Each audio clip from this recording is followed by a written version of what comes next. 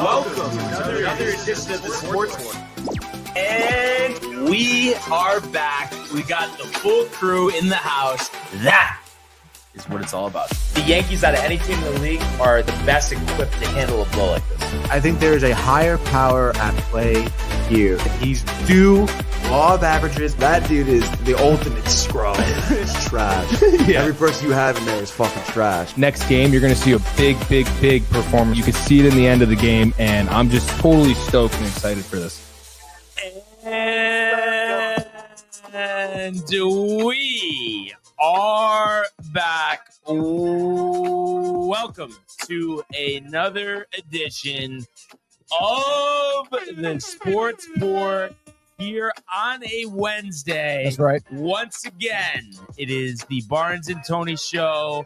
Matthew en route. That's right. How you doing, sir? I'm doing great, man. Excited to be here. Midweek push hump day, dude. Easter around the corner. Stump for gaming corner night as well. Obviously, tough Mets loss, but hey, we're going to be living to play another day for sure, dude. How are you doing, dude? Die another day. Not yes. today, Not but today. another day. Another day, dude. And were you able to catch the game, in conjunction with Binge Buddies? Yes, it was in conjunction right here in front of me, the iPad. So it was in my field of view, dude. Yeah, which was great. Obviously not great in terms of the outcome. And then by the time we were done, I think it was 5-3. So I saw the solo shot. Soto. And then I just turned it off. Obviously, yeah, so Soto's home run, yes. Was that the solo shot? Or no, the solo shot to make it 6-3. That was the last score for the Twins. Gotcha. Which was, I believe, in the 7th off of Kranick. And then I was like, all right, I'm going to put this down. And it was late. I was tired. Got out of there, dude. Yeah, I'm actually kind of riled up. Had a solid day yesterday. Went over Sam's. Had a nice dinner. Actually, it was Omaha Steaks. We had some of that. Dude, those are so good. Wait, so you cooked? No. Carm cooked. I haven't cooked in a little bit. But so we had that. It was a very good combination. So we had that and caramelized onions. Oh yeah. And then just like sliced up potatoes in the air fryer, like crispy. Yeah, dip a little ketchup and then some corn. That's so good, dude. Yeah. Nothing like that. Nice like steak dinner. Do you know what cut steak it was? It was filet. Oh, Filet Omaha, dude. Shout out Peyton Manning. Oh yeah. He has the endorsement with them. Really? I didn't know that, dude. Because you don't remember though when he was playing and he started the Omaha. Yeah. And that was before, and then they heard him say that. And then I don't know if he still has that, but at one point he did. I mean, smart for him, dude, for sure. Dude. And then, but the potatoes, I have to say, potatoes, like a good roasted or air fried potato. I could just keep going. And it's funny though, because I've always talked to you about I don't like the baked potato, but the diced potato, I could go and go and go. I mean, yeah, well, are you kind of like that or no? Oh yeah, for sure. I mean, I do also like the baked potato. Yeah, but better or no? Would you say? It depends. I mean, I will say those crispy potatoes are hard to beat sometimes. I mean, you can't. I mean, the crispiness so with good, the ketchup dude. or no toppings.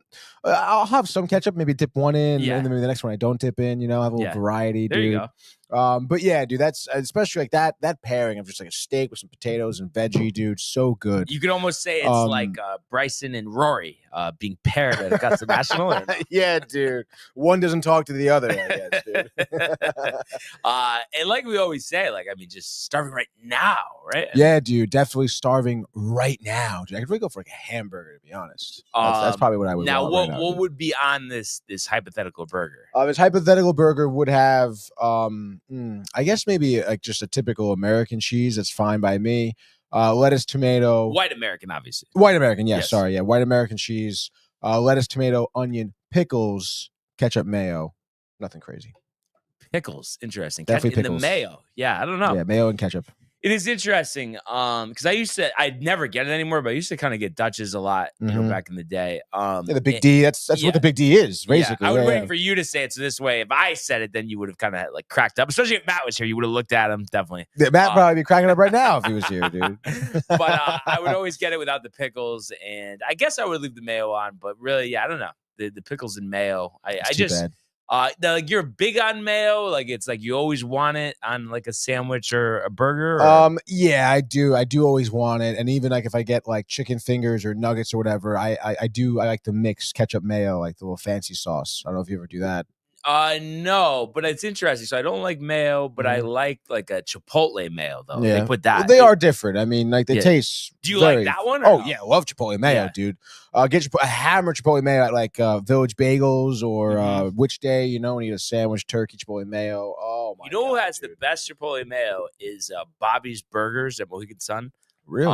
Yeah, they use it as their fried dipping sauce, and it's like one of the best dipping sauces I've ever had. Is this like Bobby Flay? Bobby Flay, it's called Bobby's dude. Burgers. I love Bobby right by the Flays. stairs, right next to Pepe's. Actually, Frank Really, Pepe's. dude. Oh, I do. I can picture it actually, yeah, dude. The bar. Bobby Flay's has some good restaurants. He had one. I think he used to have one in the Brigada. I don't know if it's still there. It may still be there, but great. I love the southwestern flavor, dude. A little bit of heat, a little bit of kick, dude. I do enjoy that. Yeah, boy, the AC trip now would be great, dude. Yeah. Right now with a good dinner, definitely could go for it. Hey, did you have anything today to eat or no run? Was there a run? Run this morning, yeah. Dude. And it's like the past couple of days I was eating breakfast. But I don't know. I just didn't really feel like making anything this morning, so I didn't eat anything, which probably will catch up. Oh, yeah, definitely. But then it is catching up to me. Maybe Gaetano's for lunch. Well, it's tough to working in lacrosse today for Fairfield. Right after the show or no? Right after the show, basically, gonna edit and head over. So maybe I can grab something. I don't know, dude. But then obviously, there you are. Some za tonight for the GC, dude. You know, for the gaming corner. Oh, yeah, dude. What's up, bud? Luigi's or no, definitely not Luigi's, dude. Hey, it's done, like with Luigi's? Like for a little while, yeah. We're done. Like for quite a little bit, dude. We're not going to be having Luigi's in the studio, because they lost it a little bit, dude. And I forget what did Mike and I get recently? I guess it was Naughty Dolphin last week. Dolphin's great. Naughty Dolphin is phenomenal, dude. No, exactly, dude. So we know, he knows, we went, dude. Do you want to know what the Combo Mambo was? What was the Combo Mambo back then? Like we're talking summer 2014, 2015, 2016. Go on. You go out. Yeah. Stanford, perhaps. You come back on the train. You get the naughty right and there. you get 50 wings from Archie's. Oh, it's pretty sick, there. dude. Really? That was who was just you were hammering that by yourself? No. Old Sport? No. No pants on the course. No course. Or no shorts. No shorts. Don't wear your shorts on this course, all right? Oh, yeah, Tony, you would obviously, I know you appreciate that. No, that sounds awesome. We've done that. We've had to have done that before. I don't really think we barely ever got Archie's, I know. honestly. And Naughty Dolphin, I didn't really ever get it either, honestly. It really is good. Roscoe's like obsessed with Naughty Dolphin. Yeah, no, I mean it's good. It's definitely good. I've only had it a couple times. What coffee is that? I just got French vanilla. French vanilla. And never any milk in the coffee. I've been doing skim milk, but you're out of if I get an iced, I do it only sometimes. Yeah. But I don't feel like I need something in the hot coffee, dude. Yeah. You know what I mean? Like it's too doing black. No, it's when gross. It's hot, it's just too. No. Even when it's cold, I don't know. It's just not good. But as an ice, it's fine. Ice is good. Yeah, ice is good. So yeah, this is just French vanilla. I never had French vanilla until Mike. Yeah, it's funny. I tried it the other day at Donut In, but now I'm just back to the Simply Nutty with cream. I got a Simply Nutty yesterday. That's what I had in here yesterday. And I had been making hot forever. Now I kind of like it. Yeah, you always go ice. Yeah, but now once it gets a little warmer, it's about to be ice season. Ice season. Yeah, ice season. But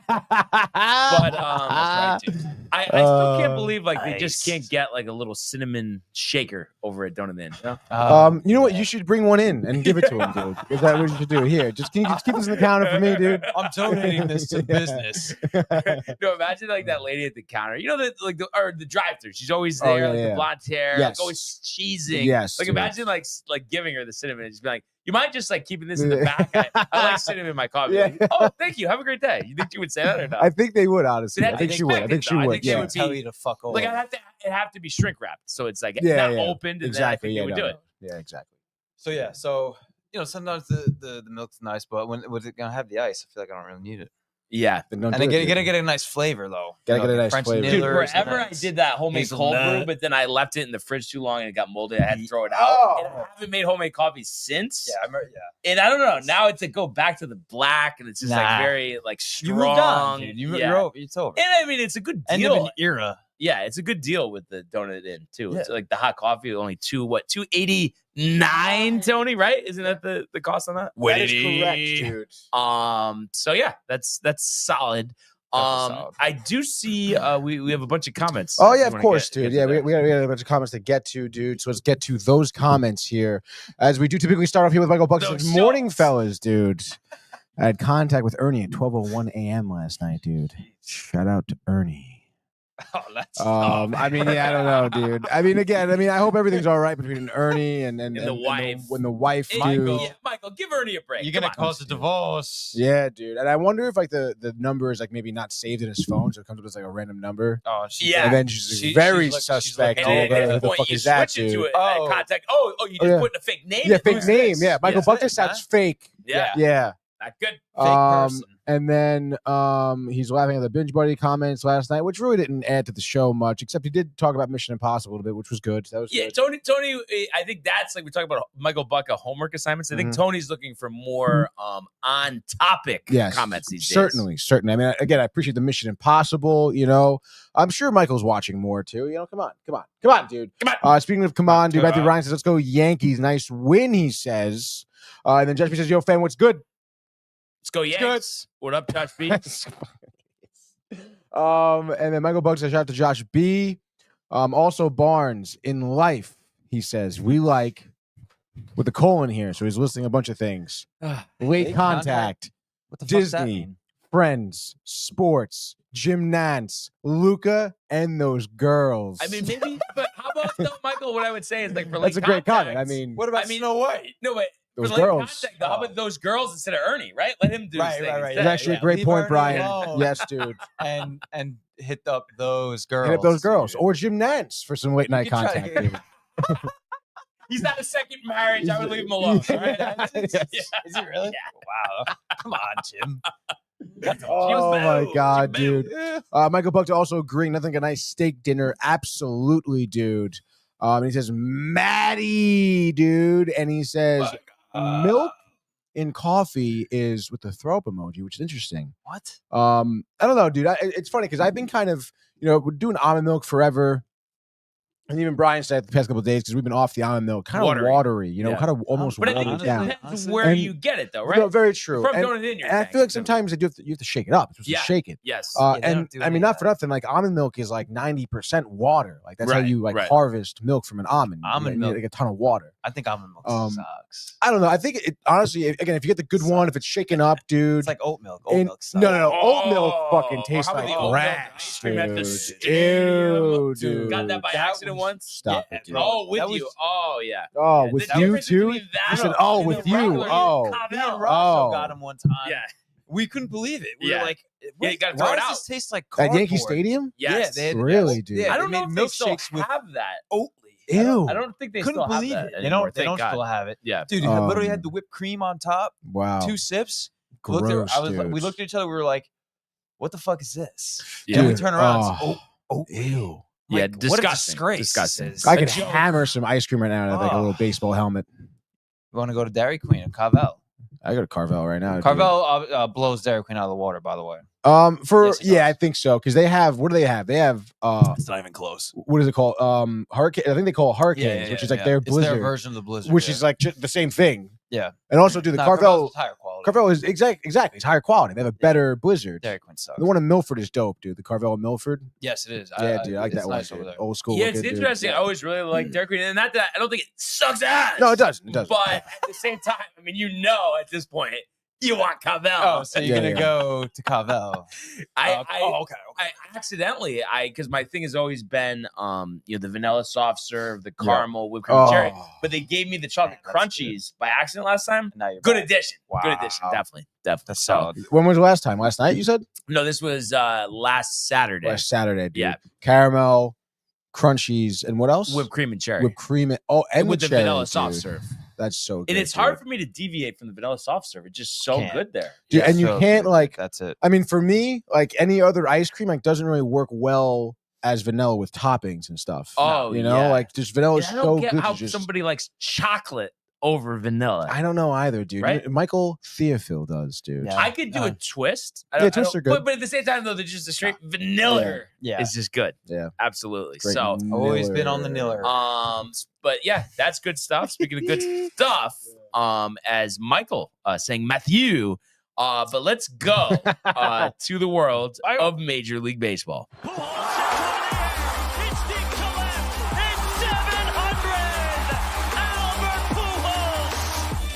What a play! Stop it! Yep. And Alonso cracks one of the Mets win the ball game. Out of sight. And it works at 100 miles an hour. 14 strikeout. Drove deep to left field. There it goes. See ya.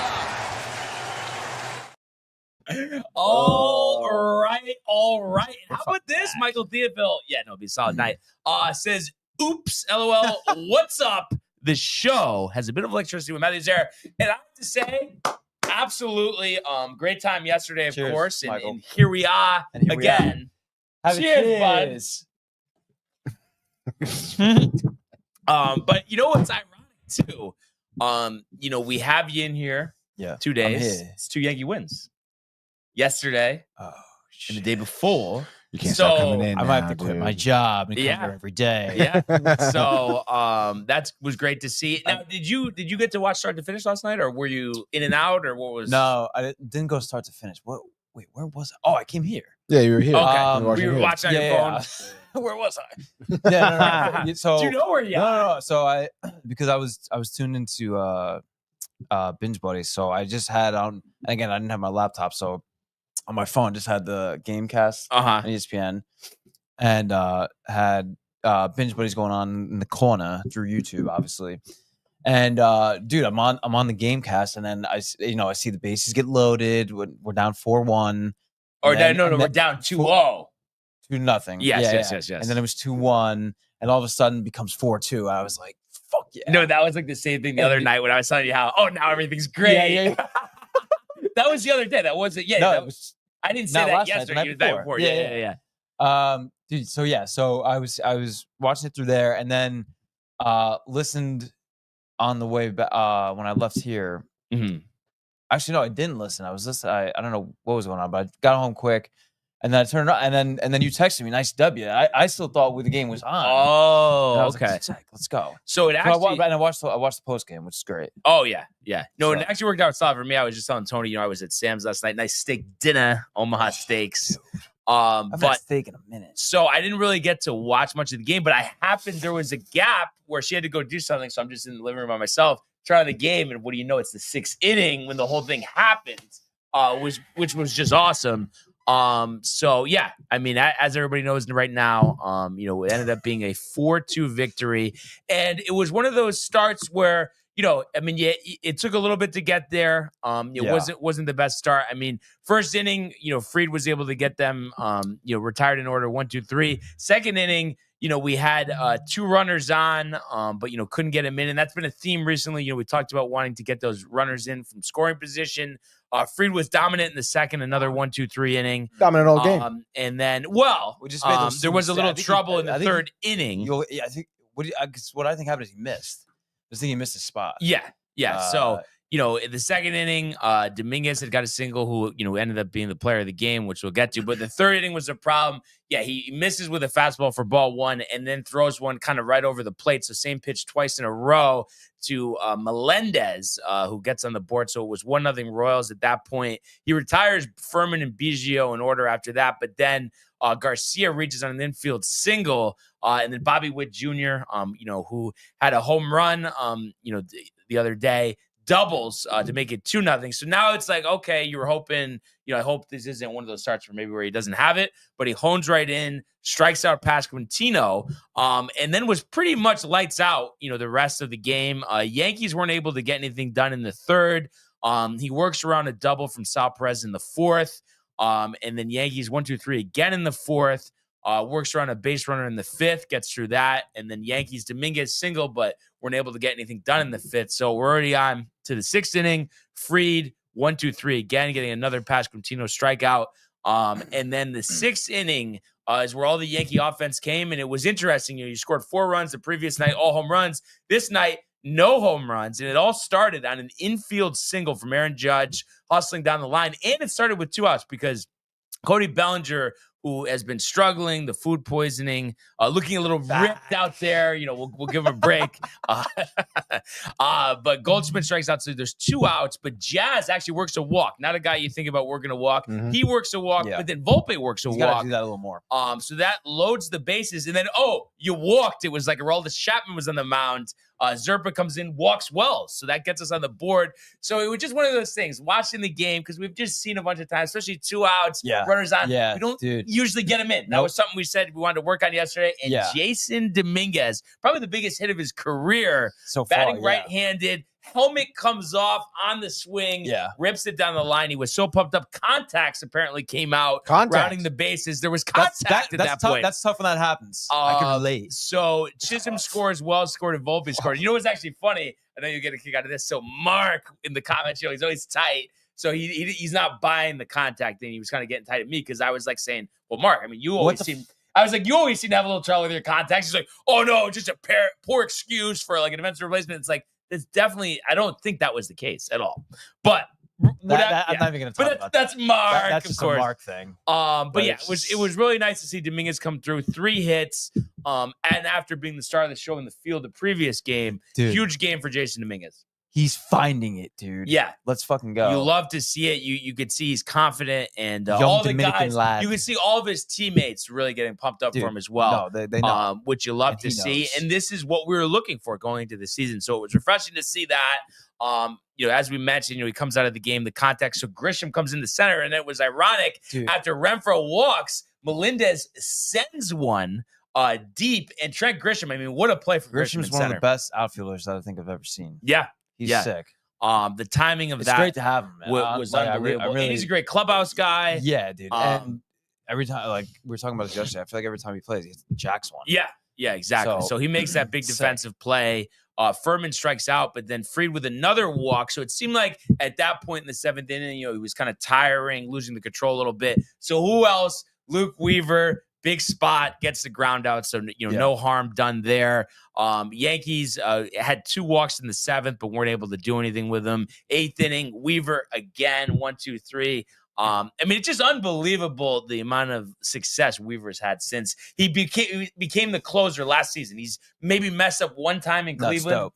That was it. No, it's great to see. I mean, you just coming in a big spot, getting it done, and.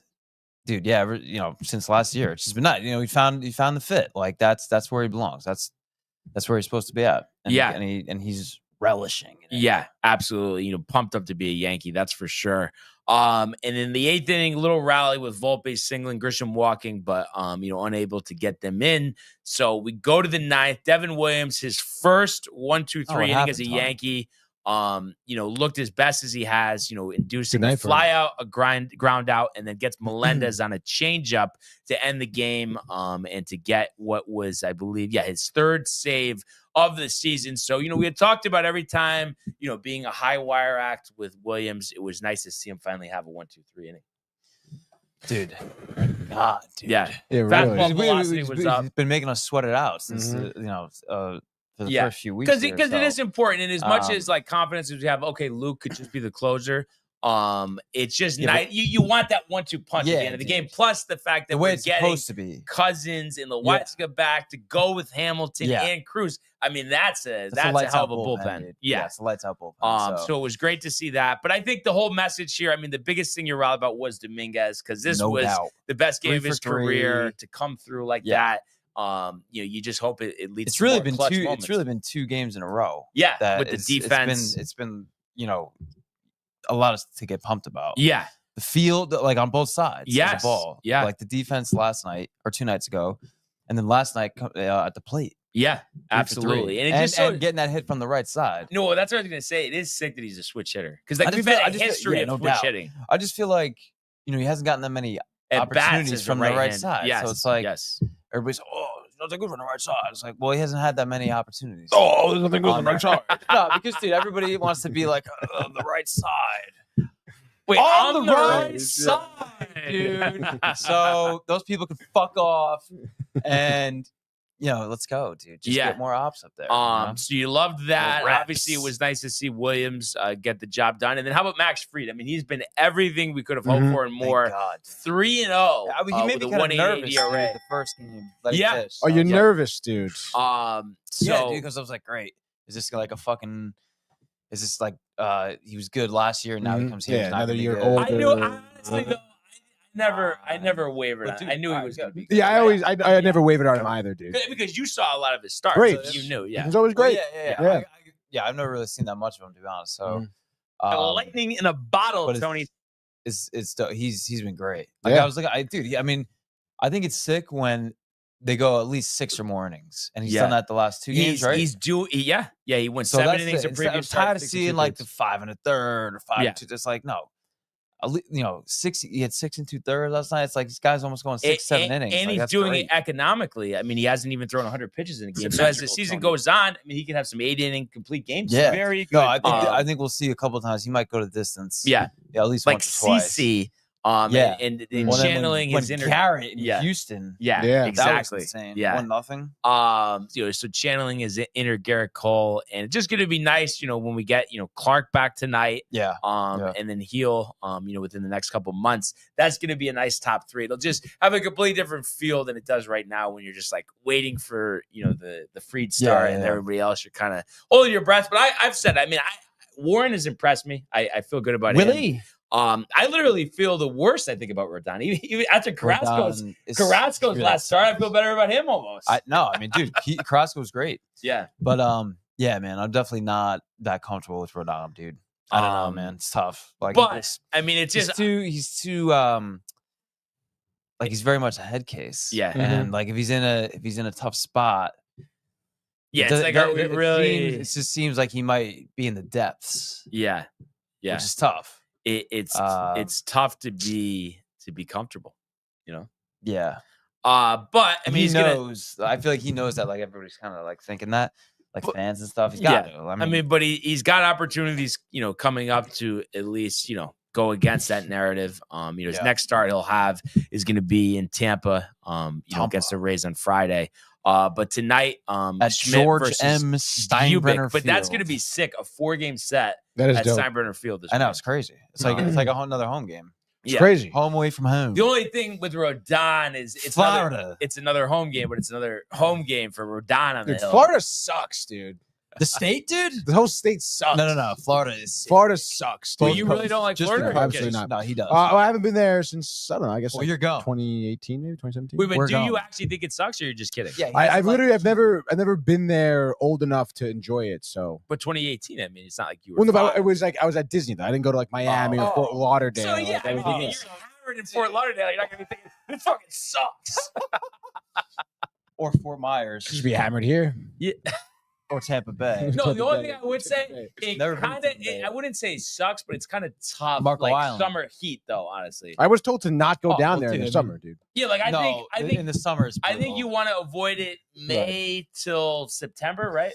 Yeah, I mean, I could just what does it even mean? I can just tell you firsthand, like being down there during the summer months, I was like, holy shit. Yeah, it's too much. This is the place to be in the summer. No doubt. Crazy, no doubt. And yeah, I mean, you get wild. Woo-hoo. Yeah, but you would get pretty wild, especially in Miami, dude. Yeah, sure, dude. And you love your like 4 or 5 a.m. nights. I mean, that's Tony written all over you. You got the mustache. No, but don't you? Dude, I think you do enjoy that though, right? I mean, like, no, I would enjoy that. Yeah, I'm sure I would. Because like, what would you say, We'll like go. average for you, like Saturday night, like drinking, going out somewhere, chilling after? Like, what time do you think you usually call it a night at? I mean, I get to, it. It kind of depends. I mean, if Mike and I are out for a while, all of a sudden it's like 2 a.m. at the Horseshoe, and like you look up, you're like, "Whoa, dude!" So yeah, I guess maybe like 2 o'clock. Yeah, once it's like 12 o'clock, I feel like I'm tired. You're tapped. Yeah. I was in Rochester on Saturday night. We were out till like 2:30. Yeah, hell yeah, yeah. Sick, dude. It's tough. I mean, I guess if you just keep. I mean, I was driving, so I mean, I don't. Yeah. So you weren't drinking? No, but I feel like that's almost even tougher.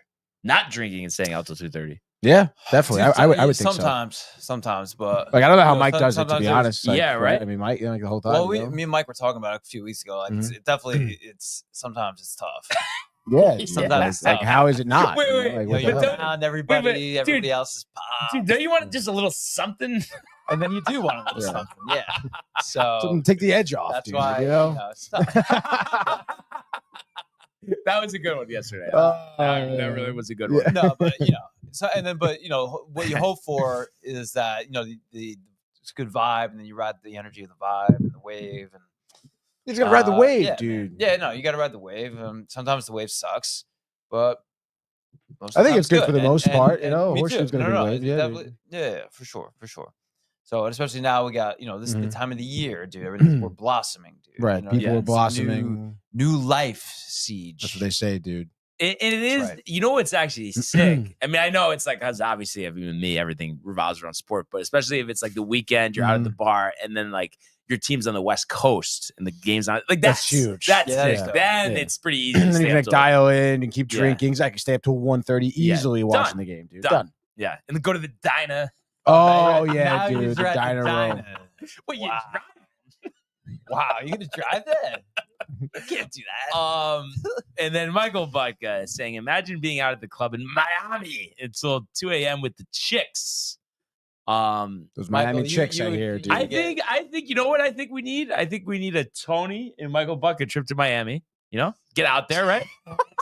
Just the two of you. I'd sure I'd go with him, dude. Yeah, dude. Yeah, I would. Yeah. We'd have a good time. Imagine though getting like a like where is DTV now of that you and Michael Buck in Miami. Oh, I don't know if we want to record anything, dude. Rick's in Miami. But yeah, so I mean, that being said, nice to get the W last night. Looking forward to watching the game later and seeing Clark Schmidt make his debut. You know, you would hope he could go somewhere between 5 and 6 innings. I'm sure he's not going to have a full pitch count allotment, but I No, would think they'll definitely let him go 85, 90 pitches. Yeah. And yeah, Bubic left-hander. So, you know, I know we've had some struggles there, but you just let's have good at bats. And I think overall, you know, get some more hits, because I think we've kind of had our runs last couple of games come in bunches. It would be kind of nice, you know, solid all the way through, Yeah. you know, get some runners on and drive them in, you know, and, you know, I hope to see that tonight. It'd be interesting. I mean, the wind's swirling today, so it'd be interesting if it's blowing in or out, but you might see some balls, you know, go over the fence. And I think we're going to have to probably, you know, rely on some, you know, a different combination at the end of the ball game if this is a tight one, because Williams and Weaver have pitched the last two. Fernando Cruz didn't pitch last night, so he'll be in there. He's Coming in. I love Cruz. Oh yeah, Dude, he's great. Yeah. It's crazy that he doesn't look like it, but he's 35. Yeah, no, he doesn't look like it. I guess he pitched in the Mexico League a lot, but we still have 3 more years of team control. That's We're great. basically gonna have him for nothing, like his whole career. And Yeah. That's awesome. So yeah, looking forward to tonight. Let's finish off the streak. You know, we swept the first series of the season, and we haven't since. We've lost the last 2. Obviously, we've already won this one, but let's get the job done Tonight. before we go to George M. Steinbrenner Field. That's right. But yeah, so that's really where we're at with the Yankees. The Mets dropping a game at Target Field last night. Yeah, dude. Stifled a little bit here by the Twins, which is pretty interesting. What? Who said that? But the Mets do drop this game 6-3 here. Struggling offensively. McGill didn't have a great line.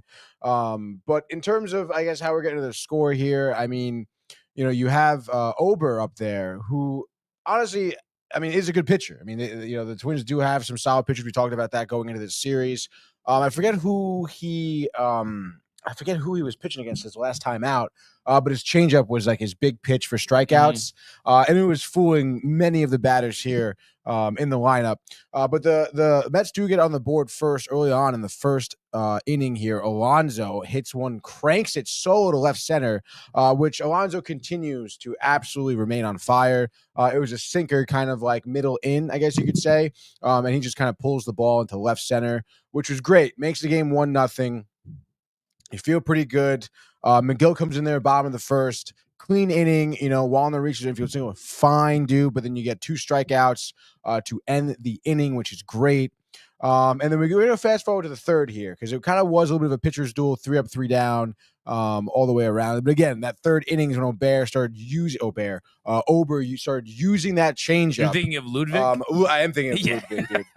Ober, dude. It's hard, dude. Yeah. And again, I mean, the changeup just looks like so funky coming out of his hand. Like, I think it's really hard for a lot of batters to recognize that pitch and also discern between his fastball and his changeup. That was probably the biggest problem, is that when the changeup was coming out, it looked so much like his fastball that's what batters were sitting on. And then all of a sudden you're swinging through this changeup like, oh my gosh. But obviously, whatever, good for him. Bottom of the third, we're up 1-0. You're kind of feeling good, and then you get into some trouble here, courtesy of some bad defense, which we've seen a few times now, and it is starting to worry me. Bader here reaches an infield single. Cunha at second, bare hands this play, just doesn't get the ball off in time. Bader is still a fast runner. Ironically enough, I think Bader had 3 hits last night, but in any case, he reaches there. Julian lines at the left, so you have runner on. With 1 out, Bader does steal second here. Not a great throw, but again, Bader's a fast guy. He was fast for the Mets too, stealing bags. So, and then McGill here gives up a single to Buxton. So it brings Bader to third. So you have runners on the corners with 1 out, and then a bunt pops out to the pitcher. So you get kind of lucky right there. In the sense where you're getting that second out, so you can get like a fly, a line out, or whatever, dude. You don't have to worry about a sac fly RBI or anything. Excuse me. So France is up here, and he hits a not even really a hard hit ball necessarily to Lindor. Looks like Lindor will be an easy out here, but he bobbles the ball, drops it. Bader scores because of that error. Buxton goes to second. And then the runner's out, take it first. So, I mean, an absolute dog shit play. Horrible defense, dude. Absolute bullshit defense. And because of that, the inning extends. And we've seen so many times where there's an error in the field, inning is extended, next batter up, RBI single. They do throw France out at third, but another run does score. So just like that, a 1-run lead becomes a 1-run deficit. But what do you know, dude, here, top of the fourth here for the first time as a Met, Soto back-to-back games, back-to-back homers. Said it yesterday, if you guys are paying attention. Soto homers, dude, which was great. Ties up the game. Unfortunately, obviously it wasn't enough here. His bottom of the fourth, another infield hit by Bader, which is I would be curious to see the stats here, because I feel like it's every other game that this infield is giving up hits.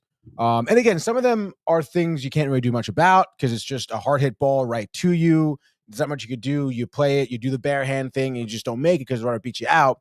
But there's been several occasions where it's just you got to be better. You just got to be better in the infield. Yeah. Dude. I mean, Dan Grassa this morning, referring to Lindor having butterfingers early on. And actually, Charlie from the TCA, who's on his way to Syracuse right now, just commented and he says, Lindor killing us with his errors early this season. 4 in 17 games, got to tighten up. And then he says, can't worry much though when it's 40 degrees. That ain't baseball weather. No, I mean, he's not wrong. I mean, you're seeing some of the guys, out there that are freezing. I mean, not for nothing, people were making fun of Soto with the hoodie. I've never even seen anyone really wear a hoodie out there. Very few and far very between. few. But you would think they would just go. He would just go turtleneck, extra shirt. But again, you're out there in right field. It's windy, it's cold, dude. In Minnesota, only he's not wrong. People dude. there because it's so cold. No one can go to the game. No, literally, dude, and it's crazy because I think. I mean, at least for the first time for me, there's snow in Detroit, obviously the cold here in the Bronx as well. I haven't really seen this cold of weather to start the year. Yeah. And again, last year we talked about the opening days being cold, but it wasn't like this. It wasn't. And then it reverts back. I mean, fortunately, it seems like this is kind of the tail end. I think it stays colder in Minnesota a little longer, but here it seems like we're finally kind of past it. There's not going to be too many cold days, Yeah, dude. But to go back to this infield single, I mean, it's a hard hit ball to Vientos, and he does save extra runs, honestly. Mark. To Mark. And he dives on the third base line, saves this ball, and gets up and just doesn't know what to do with it. We were here for that, right? We were here for that, dude. And I'm like, dude, I'm like, sit here. There's a play at the plate. There's a play at the fucking plate. Okay, dude. Yes, I get it. You're at third base. Bader is running home, so he's kind of somewhat in your way, but Terens can step off and reach and then make the tag, or like. Wait, but why would he do that? That's what I mean. Like, so like Vientos double clutches, throws to first, and then everybody's safe. That's hilarious. So it's like they end up, like I said, I mean, it doesn't really matter, honestly, at that point. But it's just like we've seen Vientos make such bonehead plays at defense. Like, I don't know, man. Like, it sucks that the defense is killing us, dude. How about you have Beatty come up there? I mean, honestly, his play at third base has been better, I think. Certainly better than him at second, for sure. He sucks at the plate.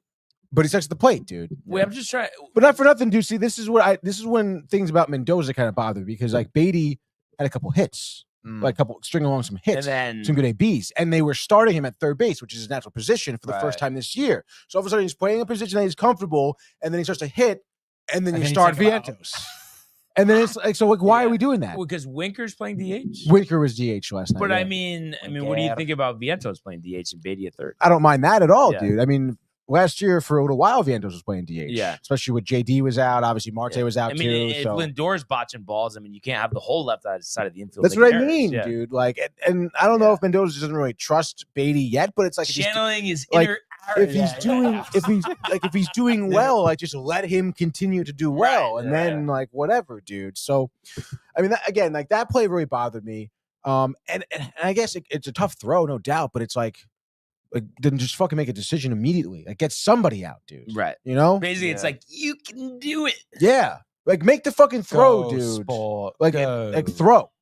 Right. Don't be a bastard, is what you're saying. In any case, dude. Tony. They end up scoring again here in the bottom of the fifth. McGill is still up there. Gives up a leadoff single to Buxton. Buxton was on it last night, dude. I think he was 3 for 3 or 3 for 4. It's crazy. I mean, what injuries have robbed him, though. I mean, I look at it. He's not played 100 games, and he's been in the majors for 8 years, 7 years. He's always hurt. Byron Buxton. Wow. Yeah, that's nuts. I mean, the speed, the contact, like the ability in the field, dude. The late night contact with Michael Buxa. I mean, he's great, dude. But France grounds out, fielder's choice. Buxton scores right there. Again, another instance where it's like, let's try and make a play at the plate here, but we don't, dude. I think they tried. Oh, you know what? No, I do remember here, actually. This was fielder's choice. All runners were safe. Dribbler to Acuna at second. And honestly, like Acuna, again, we've seen him be challenged at second a few times for plays at the plate. And he's like kind of fucked it up. But he definitely was anticipating it, because the second the ball hits the bat, you see him. It cuts to the camera, and he's running up towards it already. So he makes a great play there. But he just throws it on the wrong side of Torrens, dude. He throws it to his right. So that Torrens is a stretch, and then obviously Buxton's speed, speed wins. Yeah. Okay. Yeah. So again, it's another play at the plate here. You could have reverted 2 scores, which is pretty tough, dude. The defense absolutely killing the Mets last night. And then Kranick gives up, and maybe when it rains it pours here for pitchers. For the first time this year, Kranick was giving up runs, comes in the 6th, leadoff double. Castro grounds out, strikes out Bader, but then Julian singles to the left. Jeffers scores that makes it 5-2. The next inning, Winker in the top of the 7th here, which I guess is the next inning, with 2 runners on and 2 outs, one out. It's a sac fly, but it was a breaking ball over the middle, and he just fucking underneath it. Like it should have been out. It would have been great for Winker, a big moment for him. Could have been a 3-run blast to tie the game. Instead, you get a sac fly out of the Vientos scores, whatever. But then Acuna gets walked, and then Lindor grounds out to second. Innings over, just like that. You strand 2 men, still 3-5. And then bottom of the 7th, Kranick gives up a solo shot to Lee. That was just a meatball left over the middle of the plate. Lee took it yard, made it 6-3. That's obviously all the scoring. I did see Duran pitch for Minnesota. He's pretty fucking good. Yeah, he throws 102 easily. Wow. And yeah, dude, so he's a pretty good closer. So at that point, it was almost like, again, the other night when they were playing the A's, where it's like Mason Miller comes in, you're kind of like, all right.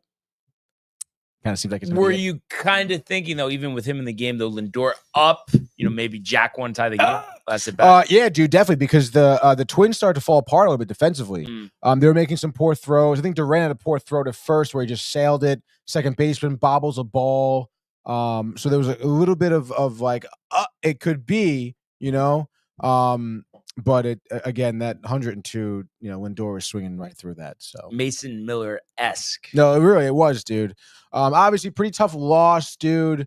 Especially because as it seems like these injuries to pitchers, even though it's not really an injury, but Griffin Canning is ill. He's been stricken ill, dude. Oh, and somebody who's pitching today, they called. Will miss his start. His name is Justin Hageman. Okay. Justin Hageman, New Jersey native. I think went to Penn State, drafted by, I think, maybe the Dodgers, some time in the minor leagues, making his major league debut today, I think, for what I've seen. And he's coming up from Syracuse? He's coming from Syracuse, that's correct. Numbers in Syracuse, I mean, not great. He hasn't had a ton of starts this year. I think he has like a 4-something ERA, but last year, over his starts across the minors, which I believe he was at Worcester, the Worcester Red Sox, I think. He had like a 5.6 ERA over like 17 starts. Wow. So I mean, like, not really great stuff, dude. So you're a little worried about the pitching matchup tonight. And it does suck that it's just like, I mean, at the end of the day, yes, the Mets are still winning games. They're still 11-6? 11-6, yep. Yeah. And they're missing 2 of their starting pitchers. They're still missing Alvarez and McNeil. Again, like, this infield is causing problems. Like, you don't have your second baseman. So I mean, and obviously you don't have your catcher either. You don't have your catcher. So I mean, obviously it's nice to see them win these games without 4 starters basically. But it is annoying now that Griffin Canning is sick and you got to throw this guy in here, and because you don't want to mess up the rotation in terms of rest days and stuff for players, especially with Kadai. So it's tough. We got to see Hageman up here. But you never know. Hopefully he can pitch a gem. Maybe, Twins don't really know him, don't really know his stuff. All of a sudden they're confused by his pitches, don't know what to expect. And all of a sudden maybe he has a great night with like 11 Ks. It's interesting, though. Doesn't it feel like there's no in between here? Either he's going to get hammered or he's going to go 5 scoreless. No, literally. Yeah. It's going to be either 5 scoreless or like literally 2 outs. Yeah. Like not even an inning. Yeah. So hopefully, you hope for the best here. I don't know much about him, to be honest, because like I guess they didn't really announce it until this morning. So I wasn't really sure who the pitcher would be. I honestly thought they would like maybe throw like Danny Young out there for some just long relief and try to do a bullpen game. But I guess they're going to try and see if this guy can go the distance and then, throw in bullpen guys if they have to. Bullpen I'm not worried about. I mean, listen, Kranick, talk about a guy making his major league debut or his Met debut. He was going to give up runs eventually. He had like 5 appearances with no earned runs, so that was going to happen eventually. So whatever, dude. You try and win this one, win the series. And it sucks too because you have no off days. You're right on to St. Louis, and then I think you're right into Philly. So, yeah, dude. You're out of here, dude? Yeah, I got to head out, dude. But love you guys. Let's go, Yanks. You too, dude. If I don't see you, have a happy Easter. Love the show, love the audience. I'll probably see you. When are you leaving? Thursday night. Just tomorrow night. Oh, shit. Yeah. So. All right. Because you're coming in for Sportsport tomorrow, but I don't know. No, I don't know what well, the Yankees are going to lose. I don't know if you what the plans are for tomorrow. But if they win, you kind of have to come in. All right. No, but we'll see you later. We'll see you out there. Great job, Maddie. Oh my God, the one, Matthew Gabriel, the only Mm-hmm. Matthew Gabriel. Very good there. And I just noticed there's a lot of day games today, including the Mets. 1 o'clock. 1:10. David Festa pitching for the Twins. New Jersey native. There you go. I think maybe he went to Penn State. Oh, okay. Yeah. And then you also have at 1:07 Braves Blue Jays. No, he went to Seton Hall. Excuse me. Seton Hall. That guy. Okay. And then Astros Cardinals, and then you also have a 4:10 game between the Cubs and the Padres. So everybody, check your fantasy baseball lineups.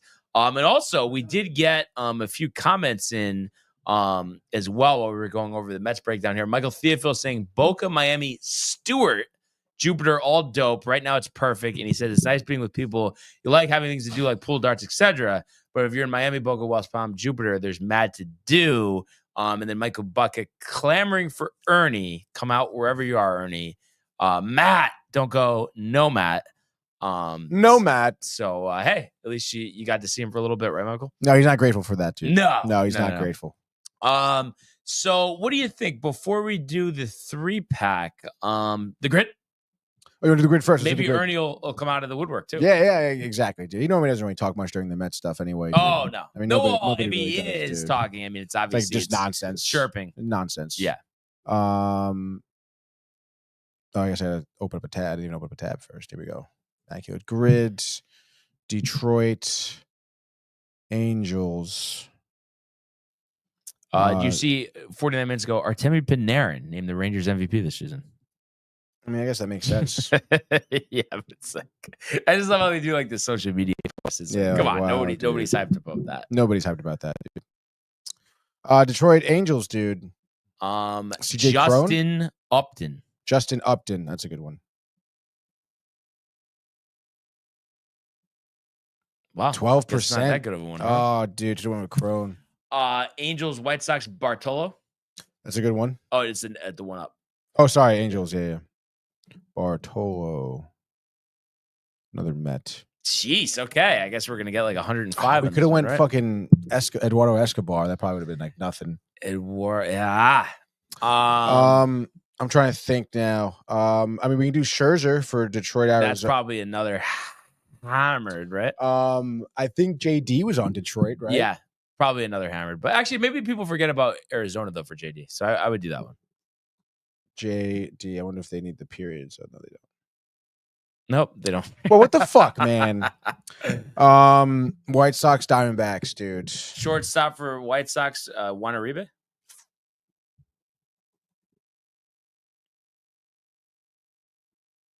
3%. Nice. Okay. There we go. 300 batting season, played shortstop, minimum one game. Alex Rodriguez. Yeah, that's gonna be a lot. Nope. 6%. Wow, there we go. I'm trying to think. Did Roberto Alomar? They were talking about him on Rick and Dave this morning. He played for the White Sox, right? No, that was Sandy Alomar. You sure? I think anyway. And he didn't play for Arizona. Alomar didn't? No. He probably was just retiring when they became a franchise, pretty much. Arizona and the White Sox. I think I know AJ Pollock was on the D-backs, right? Yeah. Was he on? Yeah, he was on the White Sox too. You sure? Yeah. I'm not kind of second guessing myself. Yep. That's a double-digit day. That's tough, dude. All right, and then let's see. Did Garrett Anderson hit 300? Oh, I don't know. And then the shortstop for the Tigers. You think did Rendon ever have like a good year with No. Baez. I feel like who's their shortstop right now? You just play them, right? Yeah, I forget though. Oh, we can do Zach Short. He played. There we go. The dude from Sacred Heart. There we go. Zach Short. There Bang, we go. baby. Nice one. A little recovery there. Sacred Heart. I mean, I would think Garrett Roll Pios, Anderson hit baby. 300, or Vladimir Guerrero, obviously, but what do you think? Go with Garrett? Like, there's no way he didn't have 300 batting season. I have no idea, but we want to do Garrett. Yeah, Garrett Anderson. 5%. There we go. All right, and now We'll it's take just the it. D-backs with the 300. Let's see if I don't know if anyone's commenting. No one's. Uriney selling cars. Yeah, wearing pants. Like, I don't know if. I mean, obviously Luis Gonzalez did, but that'll probably be Walker. Did Walker? I don't know.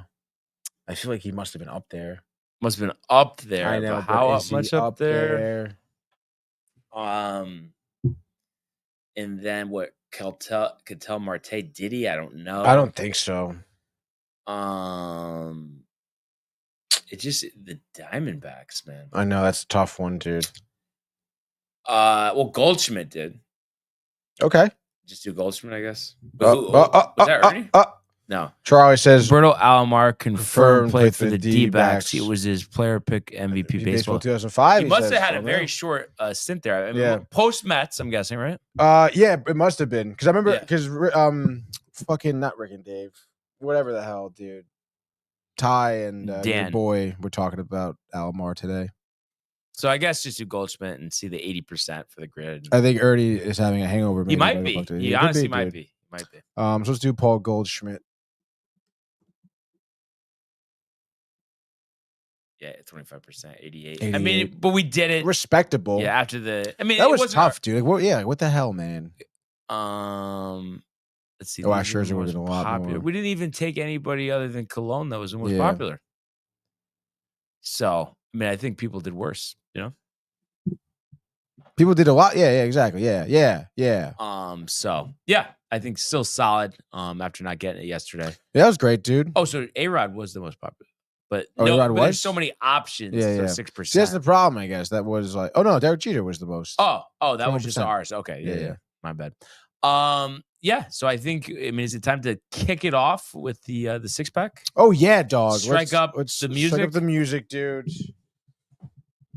Bang, baby. And you could bat leadoff here. Absolutely, dude. I think I will, trust dude. You notepad, or what are we doing? Yeah, I'll put that on the notepad. We'll keep track, dude. Yeah. So this is gonna be it, dude. This is gonna Sakura, be Sakura on the line here. May 16th and through May 16th. Through May 16th. So I'll put that month. one up there, dude. So 4/16 to 5/16. Okay, dude. Sakura in person. Hibachi side. No cap. I guess we don't have to do hibachi side. Luxury tax, but no cap. Luxury tax. Yeah, no cap, dude. If anybody hasn't had it, by the way, Westport, Connecticut, highly recommend Sushi Hibachi, best restaurant we've ever been to. My go-to there is the filet and shrimp. Just had it actually last Saturday. The fried rice, unbelievable, best quality that you could ever get. The noodles, dude. Also, the noodles are crisp. Oh my god, with the sauce. Then I also highly recommend the firecracker shrimp, I think it is. Oh, and get sushi while you're at it too. They get a roll of sushi. Good sushi as well. And very good edamame. So those are kind of my favorites. Also the strawberry daiquiri, that if you're into that type of thing. You want to take out a personal loan before you go there, though. Yes. Michael Butka, I think, owes us a dinner there, right? Yeah, I think he does, actually. Maybe him and Matthew Ryan could host us, dude. Yeah, Ryan exactly. owes me a steak. All right, dude. And why not? All right, this MLB Pick segment is brought to you by the Hirsch Law Firm. No more frenzy, MLB, but still Hirsch season. Law Firm. It's baseball season, baby. And you know where they play baseball? At the Hirsch Law Firm, dude. Fight back. All right, let me get my MLB scores in here. I actually haven't looked at the slate here for this hump day. But let's go. Like you said, a lot of early games here. Blue Jays struggling. Spencer Strider here with the Braves. Braves are also struggling. Blue Jays. Strider, first start of the year, dude. But I think I thought Gausman would start tonight, but I guess not. Bass has been doing well under a 1 ERA. I'm not touching the Mets tonight. I can't do it, dude. Wow, I'm sorry. interesting. Oh, well, because it's the no-name guy. This is serious, all right, I mean, dude? David Festa, though, Pride of New Jersey. Serious, dude. Seton Hall, I don't buy it, to be honest, dude. Does Seton Hall no ball? I don't think so, dude. I guess I'll take a trip. Oh, dude. Some of these are tough. I don't pick the obvious here. I mean, it's Sakura. I'm picking whatever wins, Tony. All right, fine. Give me the D-backs, dude. Brendan Pfaadt, yes, maybe not a great start, but 2-1, 3.5 ERA. They're 10-7 so far through the season here. They're going into Miami. Speaking of Florida, take on the Marlins here. The Marlins 8-8. Obviously, we know some of their lackluster performances against the Mets, which is why they're plus 125 here. Over-under is 8.5. This is, I guess, the second of a 3-game set here. Diamondbacks won yesterday, 10-4. Bats are hot. I would say they continue to be hot early on this season. Corbin Carroll, as you would anticipate, off to a great start. 6 dingers, including one last night. He had 5 ribbies, 2 for 5 nights. So give me another dinger here, back-to-back days. And honestly, I would imagine Gurriel Jr. maybe gets into the mix. Honestly, Suarez, I think it's the first series where he had like 4 home runs in 5 games, I feel. Kind of quieted down. Maybe a big night for him. Fought clean, 6 2/3, 2 earned runs. Diamondbacks win this one. I'll say 6-2, dude. So D-backs and you're over. What do you got for your first pick? All right, we're definitely headed to the Bronx. Like we said, looking for that first series sweep since the opening series against Milwaukee. I think we get the job done. Now, Bubik, for Kansas City, has pitched well. The left-hander, 2-1, 0.96 earned run average. Maybe he's due to get knocked around a little bit. Like I said, I know, we've struggled against left-handers at times. But I think it's going to change today. And I think Clark Schmidt will set the tone. And I know it's a lot to ask, someone to be lights out their first start of the season. So I'm not going to say he's going to shut out the Royals, but I think he will give us 5 2/3 quality innings. I think he'll hold them to 2 runs, striking out 6. And I think he will be backed by his offense. I think Jason Dominguez picks where he left off yesterday. Nice that a lefty starting so he can bat right-handed once again. And I think he's going to go deep today. I think he goes 2 for 4 with 3 RBIs. Aaron Judge, it's been over 40 at-bats now without a home run. He's going yard as well. And let's get Cody Bellinger in the mix. It's been a struggle, and maybe they give him the night off. I hope they don't, because you want him to find it. You need Cody Bellinger to be right this year. So maybe he goes 2 for 5 with a ribby as well. But I think all of that adds up to the Yankees winning this game. I'm going to say 7-3. They stay away from the high leverage guys other than Cruz, and sweep this series, get the W. And complete this homestand going 4-2, which was their mark over the first 6 games to start the season at home a few weeks ago. So we're going to say it's going to be the Yankees and the over here for pick number 1. That's a good call there, honestly. I think it's going to be a night of overs, especially with, maybe the weather warming up a little bit, the day of games. And I guess looking at the slate, there's honestly a lot of tough picks, I feel like. So, I mean, why not, dude? I'll take a shot here with the Mets, especially because it is Festa's first game as well, dude. I mean, you don't want to underestimate how bad the Seton Hall product could be here for David Festa. I mean, I say, honestly, both these guys get popped around. Like I said, day of overs here. Juan Soto, why not make it 3 games in a row with home runs for him? I say our boy Justin can handle maybe 5 innings, but gives up 3 earned runs. Festa last 3, gives up 6, dude. Mets go up 6-3 early on. By the end of this game, you will see a final score of 7-5. Mets and the over pitchers not having a good day all around. Wow. So I am going to pull the old, and this has worked well. I mean, for the last 6 years. I know a couple times he pitched okay last year, and the Washington Nationals could not be more happy that he's finally off their payroll. But the old fade Patrick Corbin, 6.75 ERA so far this year. Angels have played well above expectations, 9-7 so far in the season. They come in actually as -130 favorites. Soriano on the mound for the Angels, 2-1, 2.70. Mike Trout, has been hitting some dingers. Actually, 6 dingers, only hitting 186. So if he hits it, it's gone. I like the Angels to bounce back. Got shut out yesterday. I think Jose Soriano gives him 6 strong innings. And I think you'll see Trout, maybe the best game of the season. Let's say 4 for 6 at the plate. 2 home runs to give him the major league lead with 8. And I think you're going to see the Angels pounce over Corbin early, often. I'm going to say they win this game 8-3. So give me the Angels and the over. It's a good call. Fading Patrick Corbin.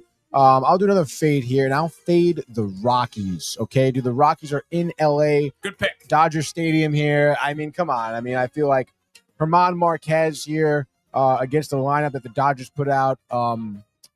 Freddie Freeman back from injury a couple games ago.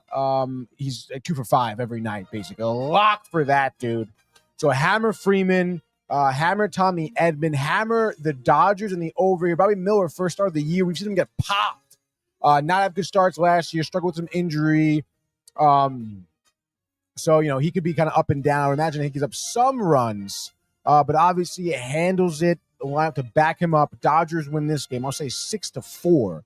Dodgers and you're over. And that's my final pick right there, baby. All right. I got one more. By the way, I see John Pollock has joined us saying hi, people. So good to have him with us.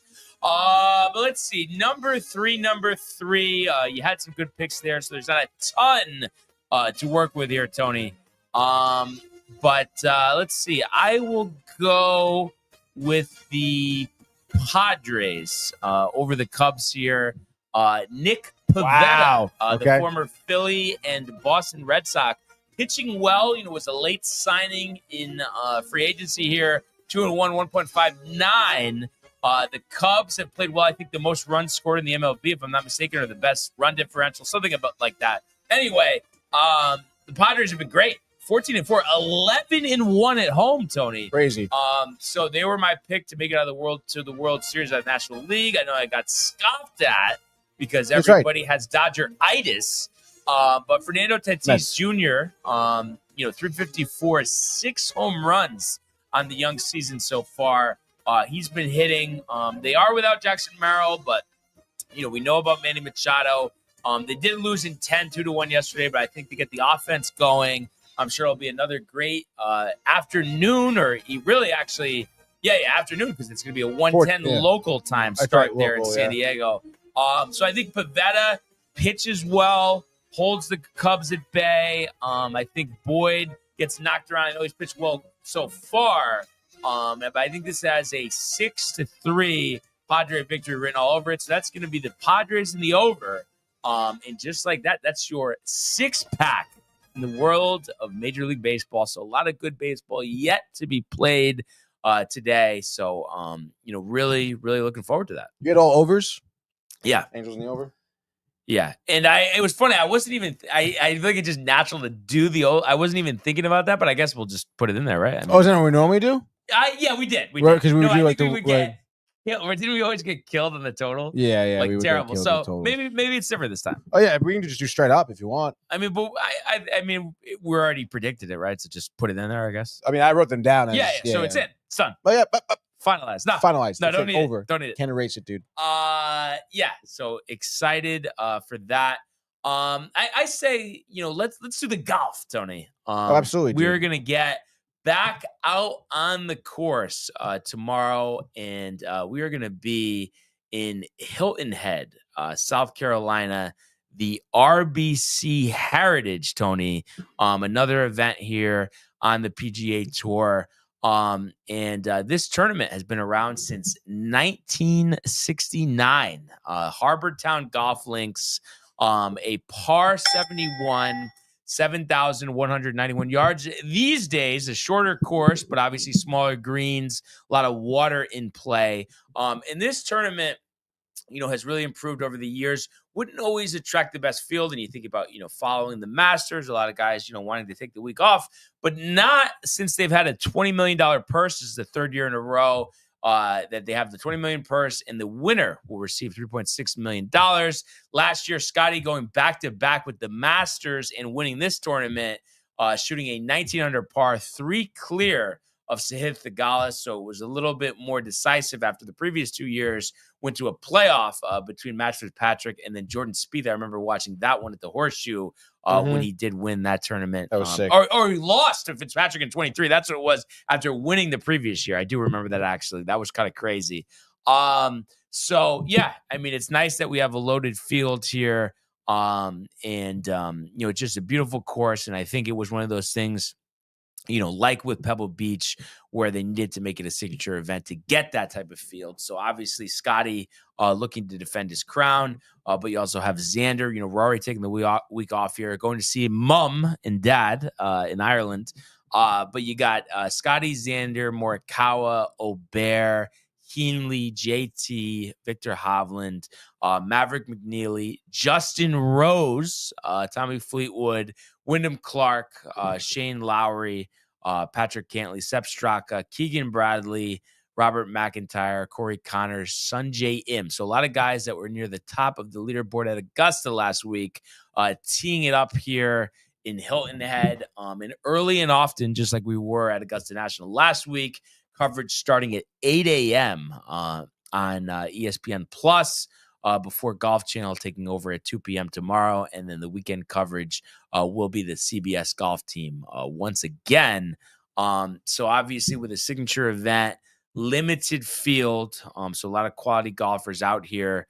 I saw Matt Kuchar and Ricky Fowler were given sponsors exemption. So normally they would not be in this tournament. Both golfers missing Augusta National last week. Long list of alternates who probably won't get in, including Tom Kim, which is surprising, but just didn't make it into the field this year. So that being said, Tony, a lot of different ways to go. What would you say here for a winner and sleeper at the RBC?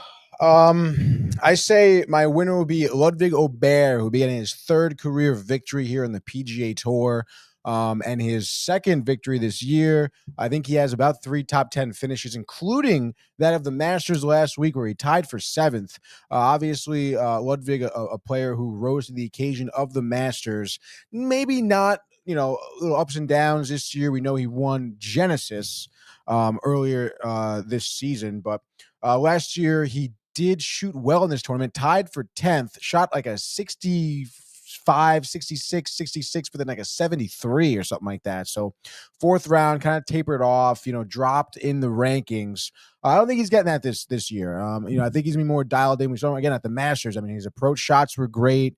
His shots off the tee were very solid, and his putting. Again, if he just cleans up those little mistakes around the green, we definitely would have seen more contention at the Masters. And I think we'll see that victory here. And I think he gets it here. Everybody wants that. What is it? 3.1 million for the winner. 3.6 million will go into the pocket of Ludwig Aubert. And now, in terms of a sleeper. It's so tough, dude. And honestly, it's pretty crazy when you look at the pool of players here, because it's like, I mean, you can't go wrong. You really can't go wrong, is right, dude. I mean, there's going to be so much competition here, which is pretty wild. I mean, it does really, I feel like an elevated event, Mm-hmm. I know, Brian is coming down from the high of the Masters now. It is tough, but I have to say, this is a good event to follow it up, because this is a great course. Yeah, no, it is, dude. And I guess, I'm looking at my sleepers here. I mean, you mentioned the sponsorship exemption here. I guess give me Ricky Fowler. Why not? Wow. I say, he comes in here, obviously someone we haven't seen win in a while, dude. But I say he comes in here, use that sponsor exemption to his advantage. And I know I wasn't really given a score here, but I say Aubert will win. I'm going to say it's 20 under. Wow. I think Scotty last year was 19 under, if my memory serves me. And I think if Ricky wins, it'll be 17 under for Ricky, dude. All right. Maybe predictable here. Maybe not. It doesn't have a crazy. No, we're not going with Scotty. It doesn't have a crazy track record here. Finished 44th last year at 4 under. Previous year, he finished 25th. And then the previous year before that, or previous trip anyway, he's kind of split out his trips to, Harbor Town with 16 under, finishing 14th. But this is based on the way that he has played this season, playing some of the best golf of his career in his mid-40s, and obviously had the runner-up finish last week at Augusta. Justin Rose, who second last week at Augusta, lost in the playoff, 8th at the Arnold Palmer, 3rd at the AT&T. So he's just had a great start to his season. The putting, which, the short game, the smaller greens, the water hazards, I really think it bodes well for his game. So give me Justin Rose here. I'm going to say at 17 under par. I really like him this week. I think the momentum is going to carry over. And then if I had to go with a sleeper, give me a guy who's won here before, lost in a playoff 2 years ago. We were just mentioning him. Give me Jordan Spieth. I mean, you talk about short game. Talk about being due to win. It's been 3 years since he's had a PGA Tour victory. Ironically enough, it was here.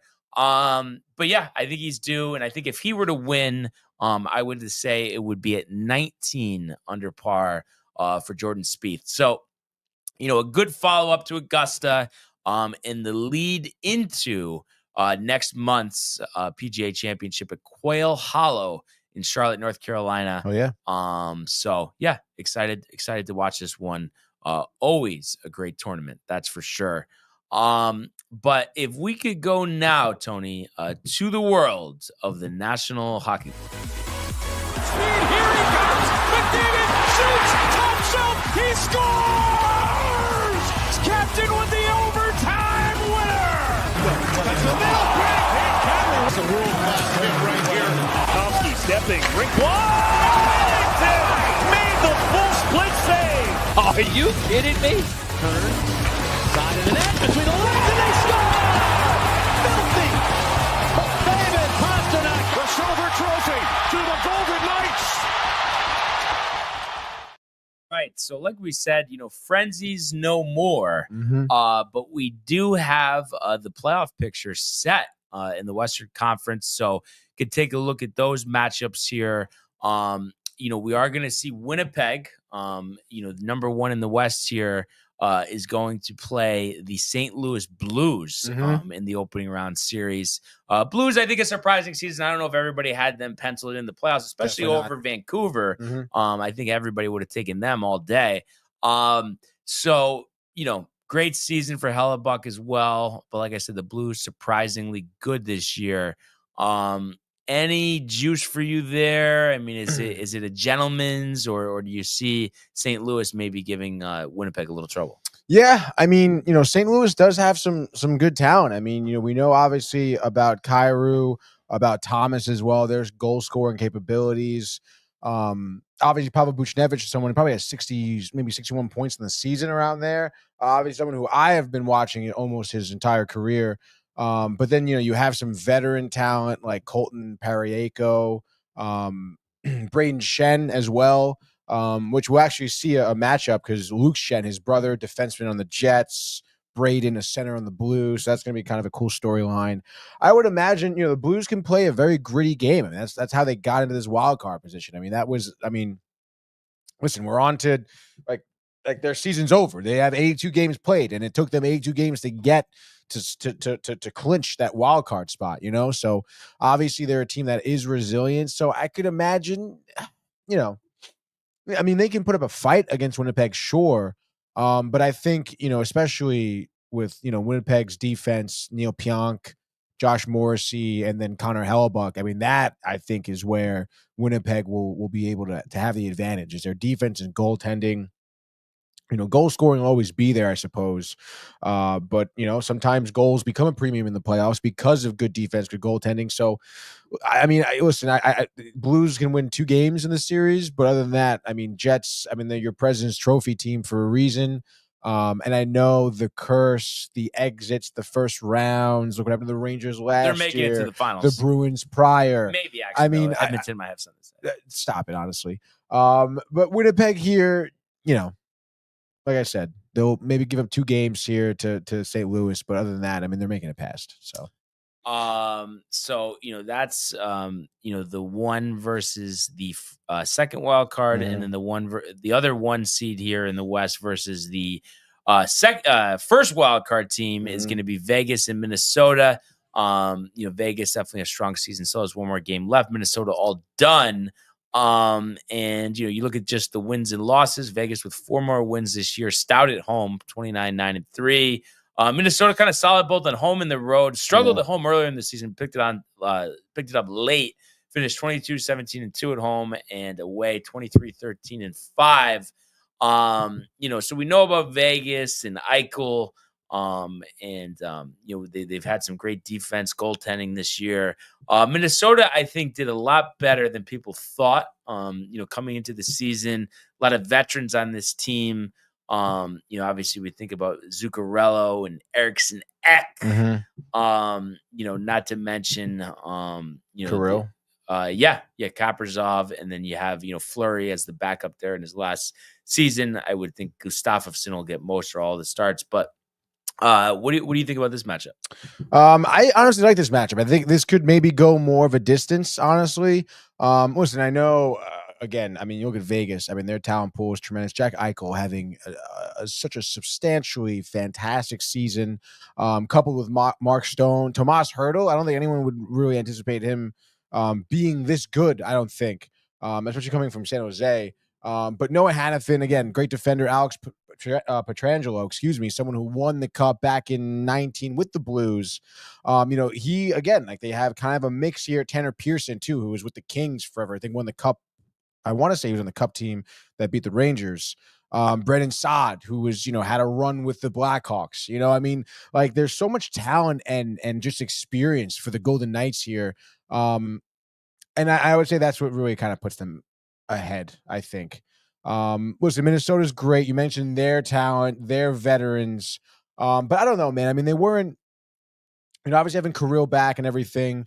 But down that stretch, they probably should have been, in terms of one of the divisional winners. It was a lot of injuries they had to deal with. I think that's going to really kill some momentum, I think, coming into here, this series against Vegas. So I don't know, I would give Vegas the edge there. I say Vegas takes this series. All right. Yeah. I mean, I tend to agree. They've definitely had a strong year.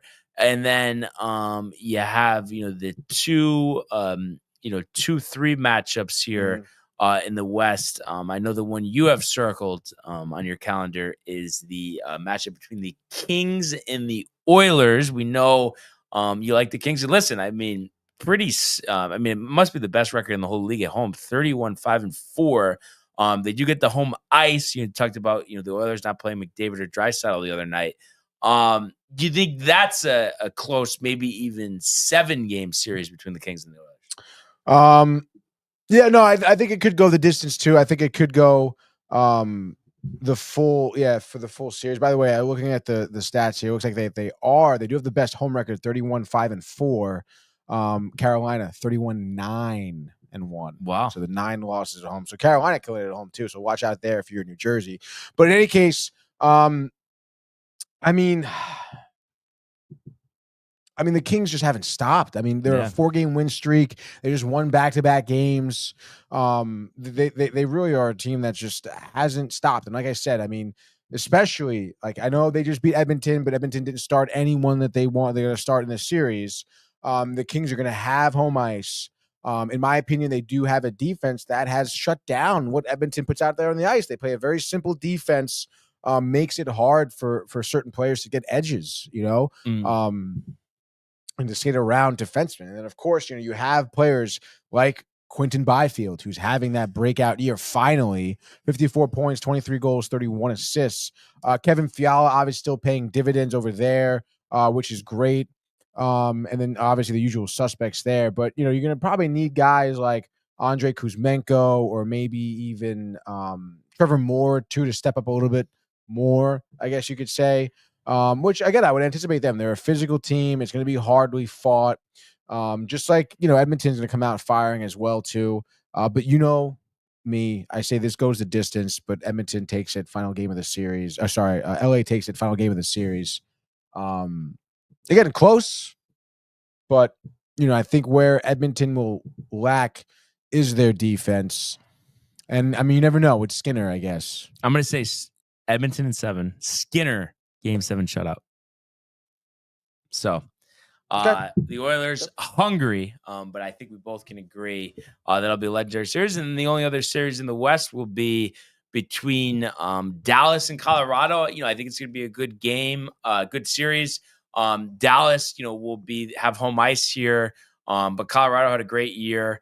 And I just think, despite the 4-point difference between the teams, which is really nothing, Colorado is going to be a lot for them to handle. And how about, getting Landeskog back for the first time in 3 years? He will be playing in the Stanley Cup playoffs. Absolutely ridiculous. Anything come to mind? Have you seen that before, Tony? Somebody missing 3 years and then just coming back for the playoffs? Especially with an injury like his. Which was, what was the injury? So he was cut. He got cut, I think, by Makar, I want to say, his skate. Oh. And he cut his knee up real bad, and they needed to do a cartilage replacement surgery on his knee, which sounds crazy. Mm-hmm. And obviously the road to recovery was rough and winding, dude. So it's taken him literally this long, and he was doing, this year he's been doing conditioning assignments and stuff like that. Obviously playing some games in the minors. I forget what their minor league team is, but I guess the whole Avalanche roster showed up to one of his rehab games in the minor league. Yeah. Which is pretty dope. I mean, he's the captain of the fucking team, dude. And he hasn't, you look at his numbers. He's been in the league since, I don't know, man, 2012. He's maybe? 32. Yeah. So, and you look at his stats, maybe nothing flashes off the page in terms of points. You're talking 70-point seasons, maybe at most, right? Did have a lot of injuries throughout his career, but obviously a leader, and is just one of those, just his all-around game is just there. He can score, he can play defense, he can back check, he can forecheck. He is a phenomenal hitter. He's so physical, he skates really well. And this guy was one of the greatest skaters in the league before getting injured. So it is kind of wild to see him come into this, already stacked Avalanche roster and to see how he will kind of plug and play. But I have high hopes for him. I mean, he's only going to enhance this roster. I mean, I would imagine that, the amount of respect that this roster has for Landeskog here is pretty high. So to have their captain back in time for a playoff series, I mean, what are we talking about? You got to be so riled and excited for that, dude. You're going to play so hard for him. So, I mean, the Avs, I would not be surprised if we see them in the Western Conference Finals. And what do you think this series goes? I know I feel so bad for Dallas, but I think Dallas wins one game, honestly. Really? I mean, Dallas has been a squad that I was looking for last year, and not for nothing, like your main guys didn't show up in the playoffs last year. It was too few and far between. I forget were they knocked out by Edmonton? I forget. I think they were. I think they were too. Rematch of the conference final from a couple years ago. Yeah, dude, which is sad because I do enjoy Dallas. Hintz, Robertson, obviously, Ottinger is great. But I don't know, man. Last year their players, their primetime players, did not show up in the playoffs. And I know you could argue, well, another year, they're in a similar spot. They have more experience. Maybe they will. But I mean, the Avs are tough, dude, to be facing in the first round. Really, really tough. Yeah, terrible. So like I said, I think Dallas can win one game against the Avalanche, but the rest, it's all Colorado. Yeah, I tend to agree. I would say the same exact thing. So gonna be interesting. And the East is not fully set. With the wild card there. With Columbus having a puncher's chance to knock out Gino's Canadiens. Mm-hmm. So I'm sure he's sweating that one out.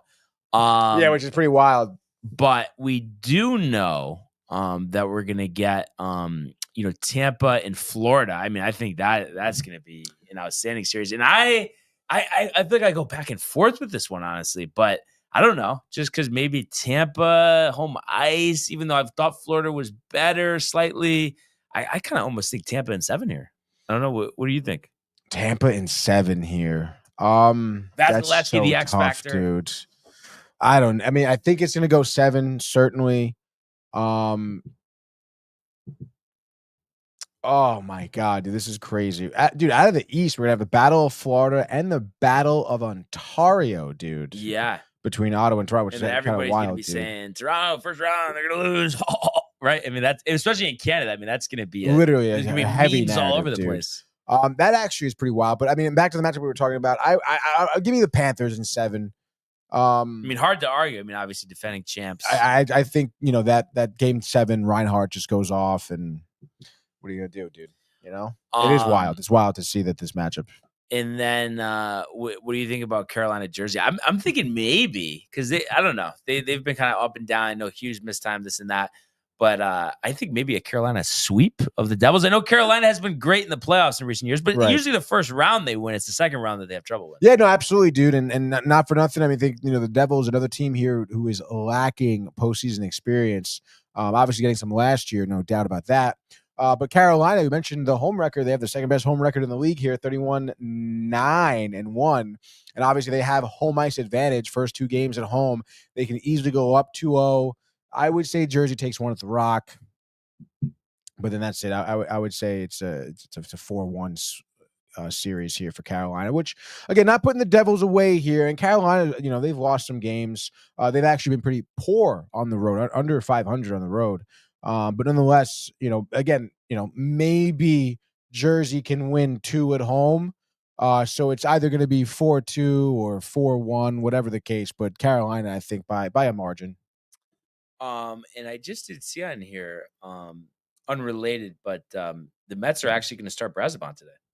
Wait, really? Yeah. No shit, dude. And Vientos not playing. That's amazing, dude. Is that on MLB? This was actually just on ESPN. Really?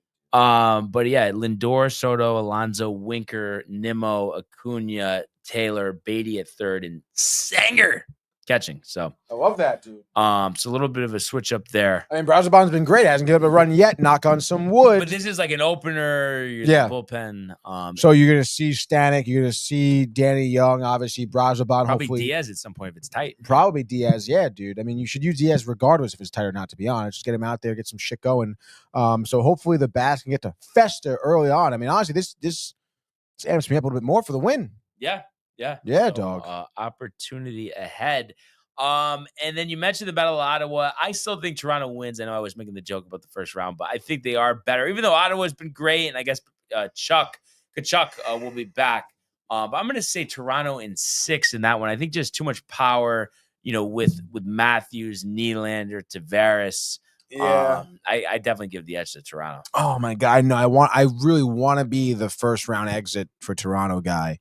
As does all of Canada besides Toronto. Yeah. But I don't know. I have a tough time honestly seeing that. I think Toronto wins it in 7. They work for it, make you sweat it out, or out.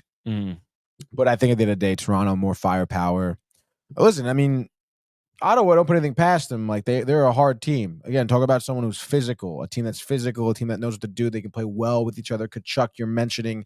I mean, he's clamoring at this series, dude, and they have some bad blood this year. Like they've gotten into fights. Like it's a battle of Ontario, dude. All right.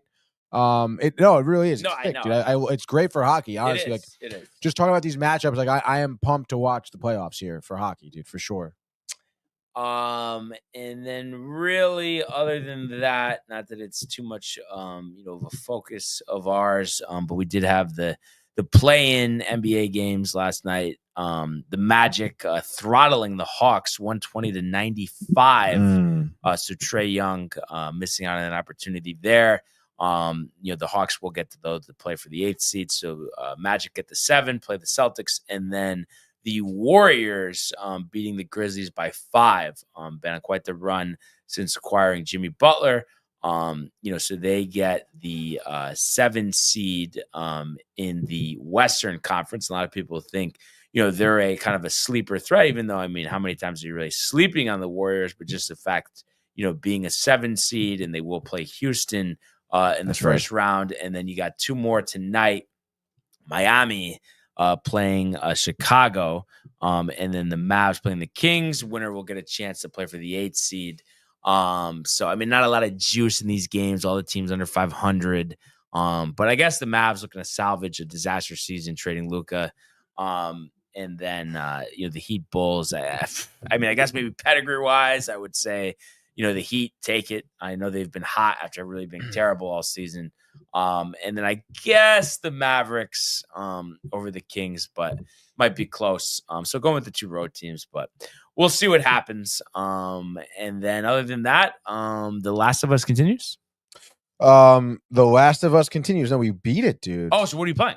We're going a little throwback Nintendo, the cart. Josh B will be involved. Clamoring for the cart, dude. So great. Dude. 8? 7 p.m. 7. Okay, 7. Dude. Great. Gaming Corner. Don't you fucking forget it. Gonna be a great night. And what do you think? What do you think pizza you're gonna go? Because maybe naughty. You were saying? Yeah, I wouldn't be surprised if it is naughty. Mm-hmm. I mean, I'll be in the area of Fairfield University, so maybe Pizza Med. Pizza Med. Yeah. Okay. I will say the other night, I forget what night it was, but Mike and it was Monday night. Crossroads, delicious, dude. Really? Half sausage, onion, well done. Caesar salad, fire, dude. Wow, I don't know if I've ever had Crossroads, honestly. You definitely. I feel like we've brought it here one time, but probably it was only one time. That one time, dude. And Michael saying Crossroads is way better than Luigi's. Oh wow, Michael. So he's jacked up. Caesar's the Caesar salad was packed. Yes, dude. Let's go. And then he also says Trae got ejected. Warriors dark horse. I know Barnes doesn't want to hear it, but same with the Clippers. Quite looking good. I've heard that they've been on some run recently. James Harden all NBA season, which is surprising. Kawhi. Michael Bucket. At the end of the day, Warriors are old. As Barnes would say, Trae Young is weird. I guess I said that. I don't remember saying that, but and then he says so is LeBron, and my boy Edwards is coming to retire him, and then Josh B with the Kurt. So yeah, we'll see what happens, but definitely stay tuned. 7 p.m. Josh B, the cart. For the gaming corner, yeah. and Definitely don't stay tuned for the NBA games, dude. The juice is out. But the commentary from the live Yankee game going on during gaming corner, I'm sure will be alive and well. Yeah, I guess. I mean, if Michael wants to put the game on, you can do that. I mean, dude, you're not gonna put the game on it? I mean, I guess I could set up the iPad, but it's not really a priority, I guess. But you could. I could. Better than the NBA games. Oh yeah, dudes. So yeah, here we are, and another great show today. Really appreciate everybody who tuned in and continues to comment, like, and subscribe. All of the archives, the YouTube page, Tony Michael Renee, and Jay and Costume merch, DowntimeTV.com. Want everybody to enjoy the day, enjoy the games, enjoy Gaming Corner. Yep. Let's go Yankees. Let's go Mets. And we will see you mañana. Hey guys, Tony here from Downtime TV checking in. I want to thank all our fans out there who's been liking, subscribing, sharing our content. You guys are the best. You guys are our bloodline. You make us love what we do. Thanks again.